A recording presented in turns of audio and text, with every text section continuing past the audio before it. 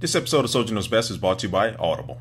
Hey, what's up guys? Soldier Knows Best here with my review of the iPhone 5. One of my most anticipated reviews of the year. A lot of people are wondering how this phone performs against the previous version and where it stacks up against most of the big cell phones out there on the market right now. So I'm going to cover all the categories from the design, the camera, the OS, and tell you whether or not this will be a good phone for you. Just going to first talk about the design and the hardware.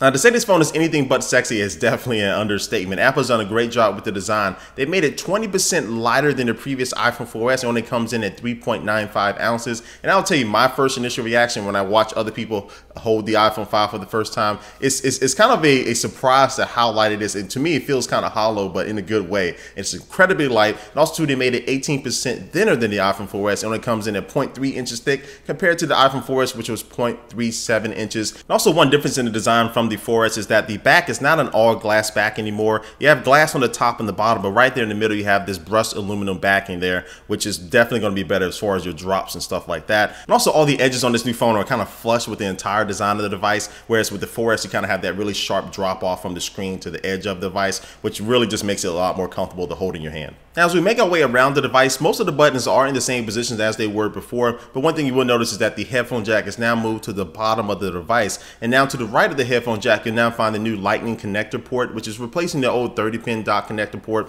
which Apple has been using for a lot of years now. So this thing is smaller, it's reversible too, so it doesn't matter how you stick it in, just stick it in and you're good to go. And that's a really good thing to be able to do. And then to the right of that you will find the speaker, which is improved as well, and I will tell you that the speaker is a lot louder than it was on the iPhone 4S. And speaking of sound, Apple's also throwing in their new earpods, which is going to be shipping with every single iPhone. And I put up my own separate review of these earpods on my YouTube channel, so you want to see how these things actually sound, go check that video out. But it's a nice addition to have with the new iPhone.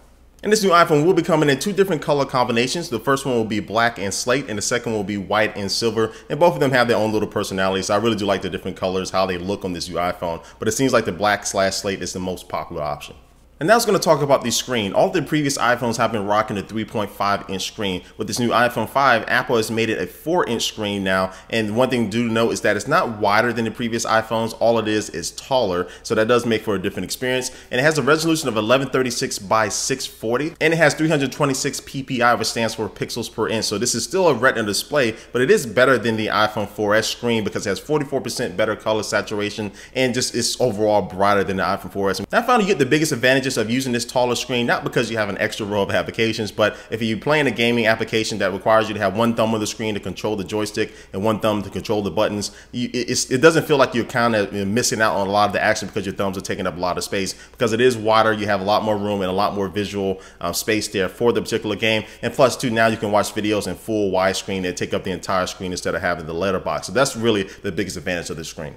And that's going to see what's going on the inside of the phone and see how this thing performs. And now this phone does have full LTE support on Sprint, AT&T, and Verizon. And I did a couple speed tests on the AT&T and Verizon versions of this new iPhone 5, and I was pretty impressed with the speeds. It's right up there with some of the best LTE speed that you can get on any type of mobile device right now. And this new phone is also packing a dual-core A6 processor alongside 1 GB of RAM. And when I did a couple performance tests against the iPhone 4 and the Samsung Galaxy S3 using the Geekbench application, I did find that this iPhone 5 clearly beat both of those devices in all the tests I was able to throw at it. So this thing is a screamer. As far as the battery is concerned, Apple says you'll be able to get about 8 hours of talk time, 8 hours of internet browsing using LTE, 10 hours of video playback, about 40 hours of audio playback, and 225 hours of standby time. In my personal experience, I found the battery to be slightly better than the iPhone 4S, which isn't a bad thing because they added LTE and a couple things that drain your battery a little bit more. And that's going to talk about the cameras. Now on the back, you will find an 8-megapixel rear-facing camera that can record 1080p video at 30 frames per second. And a couple things that are new with this rear-facing camera is that one, the lens itself is not glass, it's actually sapphire crystal, which is going to be a lot clearer, also too less prone to scratches. And now because of the new iOS 6 software, photo capture is now 40% faster, so you can take a lot of pictures back to back very quickly. And now you can also take pictures while you're recording video at the same time. And now the front-facing camera, which is now centered directly on the front of the device, is now a FaceTime HD camera, which can take 1.2 megapixel photos and record 720p HD video. All right, so enough with the specs. Let's go to see how these cameras perform out there in the wild. And I took some videos and some photos, so go and be a judge for yourself.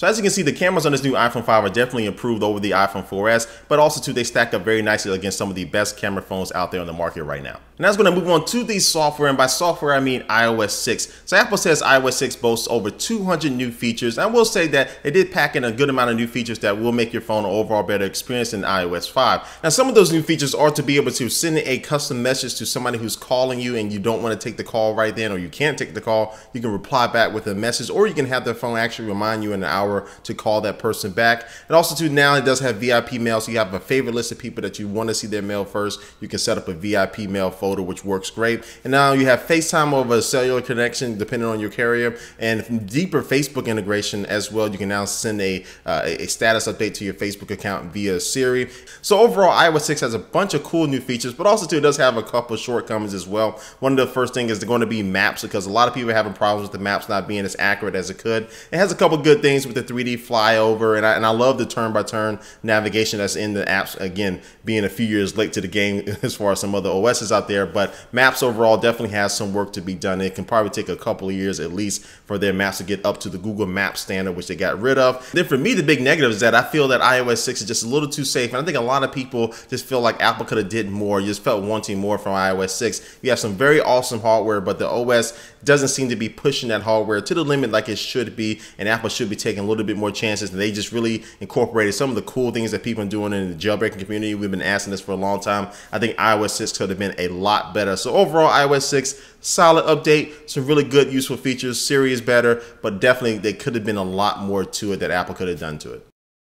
Wrap up my review of the iPhone 5. So where does this iPhone stand in this cell phone market? But this phone definitely is up there in 1 and 2 as far as the smartphone game, right up there next to this best Android alternative, which is the Samsung Galaxy S3. So Apple has done all the necessary updates on the inside by making this phone twice as fast, but really went the extra mile with the design to make it thinner, to make it lighter, to make the screen bigger, but also more useful. And all this results into the iPhone 5 being a very solid, complete, all-around phone that does a lot of things very well. And again, the biggest negative with the iPhone 5 comes with the software of iOS 6. Don't get me wrong, it's very solid, has a lot of new enhancements and features to it, but you just kind of get the feeling that Apple could have went a little bit further with iOS 6 on this iPhone 5, especially with the hardware that is packing on this new phone. But all that being said, this new iPhone 5 is a very solid phone. If you are going to be getting it, I don't think a lot of people have been disappointed with it who actually own it. But if you are debating upgrading from the iPhone 4S to the iPhone 5, one thing to note is that the software is identical on both of the devices. The iPhone 5 doesn't have any new features that this iPhone 4S doesn't have, so that's one thing to note. Really, you'll be wanting to upgrade because of the hardware, and because it is thinner, because it is lighter, because the cameras are better. If that's enough for you to upgrade from the 4S to the 5,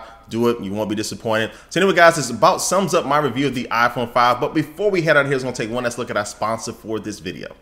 And today's sponsor is Audible, which is the leading provider for downloadable audiobooks and spoken word entertainment. You can download these books on your cell phone, your tablet, your computer, almost anything if you want to listen to it while you're on the go. They have over 100,000 different titles from different genres like science fiction and thrillers and comedies. And you can download a book, like one of my favorite books that I downloaded was the biography of Steve Jobs. You can actually get that from the store right now. You can get that for absolutely free if you go to audiblepodcast.com/soldier, because you can try out one free book right now. Yes, go to audiblepodcast.com/soldier and go ahead and get the downloading. Let me know what you're going to be reading down below.